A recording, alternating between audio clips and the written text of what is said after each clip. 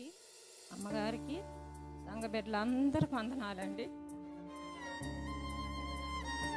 చెప్పబోయే సాక్ష్యం ఏంటంటే,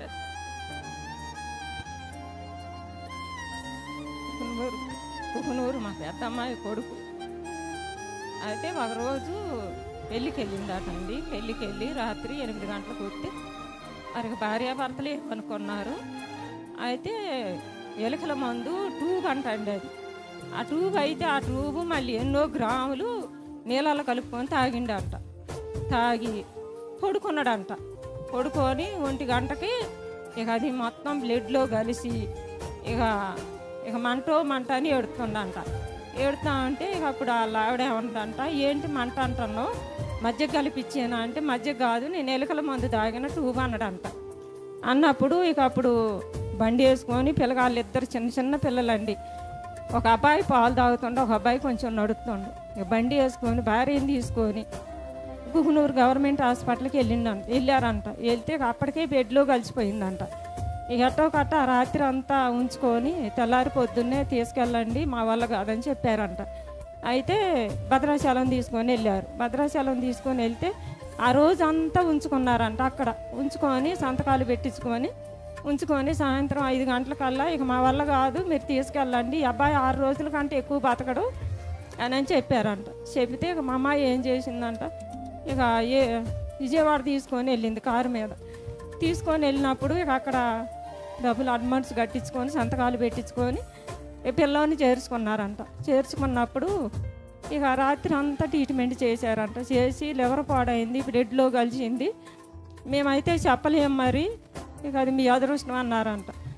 హైదరాబాద్ తీసుకుపోండి, అటు తీసుకుపోండి, ఇటు తీసుకోండి అంటే ఇక మా అమ్మాయికి ఎటు తీసుకుపోకుండా ఇక నా దేవుడు గొప్పోడు, ఏదైనా చేస్తాడు అని ఇక అట్లే ఉంచి ఇక అట్లే ట్రీట్మెంట్ చేస్తున్నారు.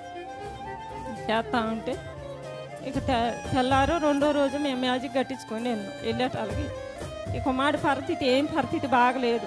ఒళ్ళంతా నల్లబడిపోయింది. ఒళ్ళంతా ట్యూబులు పెట్టారు. పెట్టినప్పుడు మమ్మల్ని రానియపోతే ఏమండి మేము ఎక్కడి నుంచో వచ్చిన, ఒకసారి మాకు చూపియండి అని అన్నప్పుడు ఒకసారిగా వాళ్ళు తీసుకొని వచ్చారు.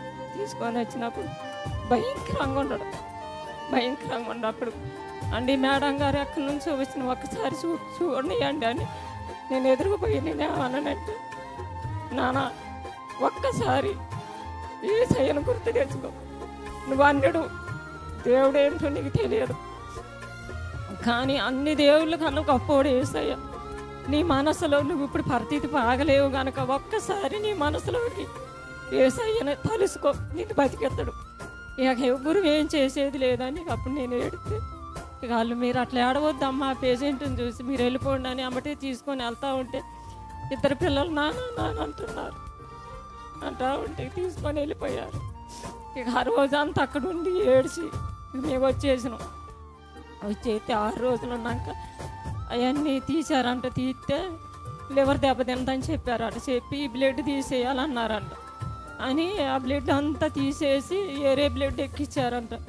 ఎక్కించినాక ఇక 6 రోజులు అయినాయి. 7వ రోజు ఇక ఆ అబ్బాయికి టైం కదా అన్నప్పుడు మళ్ళీ అన్నారంట, ఈరోజు మరి ఆ అబ్బాయికి రేపు ఎట్టుంటుందో చెప్పలేము, మరి రేపు బ్లడ్ మళ్ళీ ఎక్కించాలా, మళ్ళీ అది చెయ్యాలా అన్నారంట.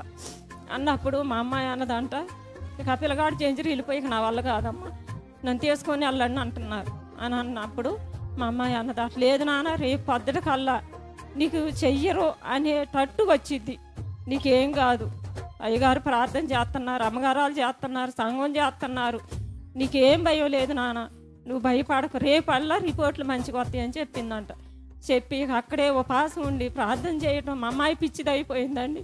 ఇక ఇక్కడ మేము ఉపవాసం ఉండి ప్రార్థన చేస్తున్నాం. 3 గంటలకు లేచి ప్రార్థన చేస్తూ ఉంటే ఇక అప్పుడు తెల్లారి ఇక అప్పుడు రిపోర్ట్లు అవి చేశారంట. చేస్తే డాక్టర్ గారిని అవి లేదండి, బాగానే ఉన్నాయి, అన్నీ మంచిగా వచ్చినాయి, మరి ఈరోజు సాయంత్రం మీరు వెళ్తారా అంటే, మేము వెళ్ళం డాక్టర్ గారు, ఈ ఒక్కపూట మేము ఉంటామని అంటే, సరేలేమ్మా అని ఆ రోజు నుంచి తెల్లారి ఈ టయానికల్లా అబ్బాయిని డిశ్చార్జీ చేశారు.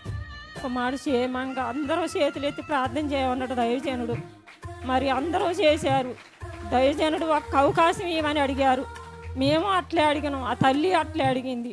ఆ దేవుడు కృప వల్ల అన్యుడు తండ్రి, అన్యుడా కుమారుడు, అత్తగారు అన్యుడు, భార్య అన్యురాలు అయినప్పటికీ ఒకవైపు ధైర్యం ఉంటుంది, ఒకవైపు అన్నిలని కొంచెం భయంగా ఉంది. కానీ ఎంతోమంది అలాంటి పరిస్థితిలో చనిపోయారు. కానీ నా మనవడు క్షేమంగా తిరిగి వచ్చిందంటే దైవజనుడు ప్రార్థన, సంఘ ప్రార్థన, మా ప్రార్థన అందరి పట్ల దయ చూపిండు. మరి ఎక్కడికి తీసుకొద్దామంటే మొన్న పోయి పరీక్షలు చేపిస్తే అన్నీ మంచిగా ఉండి జాగ్రత్తగా ఉండు నానని చెప్పి మందులు ఇచ్చి నెలకి ఇచ్చి పంపించారు. తీసుకొద్దాం అనుకున్న వచ్చేటప్పటికి లేట్ అయింది. దేవుడు చేసిన మేలు లేట్ చేయకూడదని దయజనుడిని అడిగిన. ఈ వారం అంతా ప్రార్థన చేసుకున్న. ఈ అవకాశం ఇచ్చిన అయ్యగారికి దేవాది దేవుడికి వందనాలండి.